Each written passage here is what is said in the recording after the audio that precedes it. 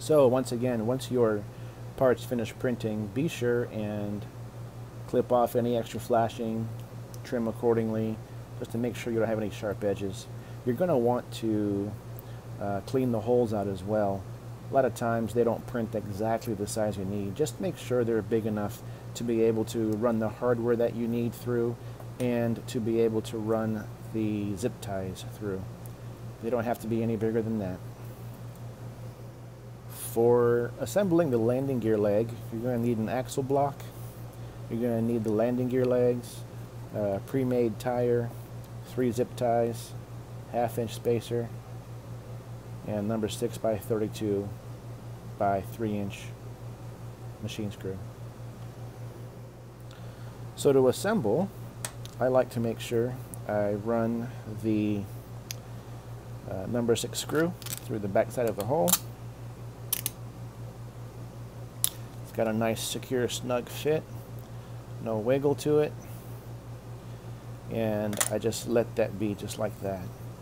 And I take these 2 legs, I go ahead and using my zip ties, I run through one leg, through the 1/2 inch spacer, and through the other leg.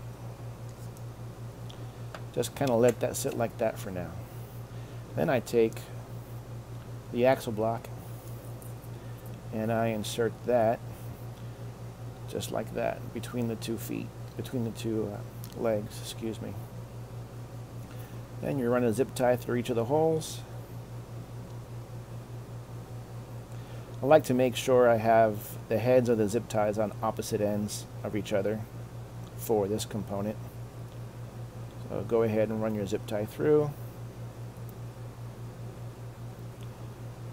And I like to make sure the head just peeks over the edge. You can see that there. Then I run the zip tie through. I like to make sure those are nice and tight. Not so tight that you break the zip tie, but tight enough to hold the component together.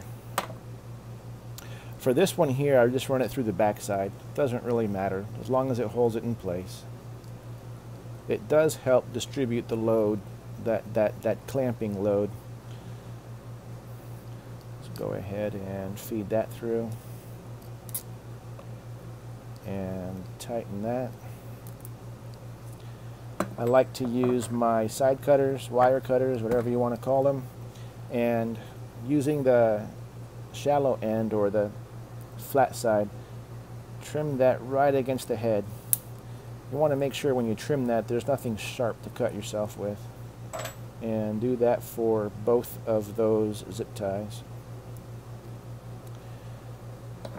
Once those 2 are secure, then you can go ahead and secure this other zip tie. It doesn't matter how you run it. You can run it on the top side, on the bottom. That's completely up to you. Well, that's no bueno. Here we go.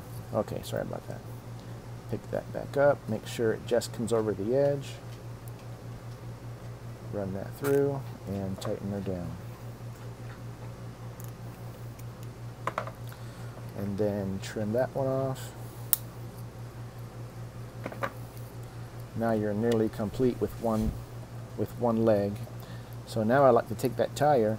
These 2 pieces are going to act as spacers slash bearings or what have you. As they sit against the axle block, they'll eventually rub through. You'll probably have to replace them later, but they give you that nice spinning feature there. You may want to cut your axle once you run the nut down. I don't use a washer just because I like to make sure nothing binding on these zip ties here. I'm going to run this nut down, then I'm going to cut that off.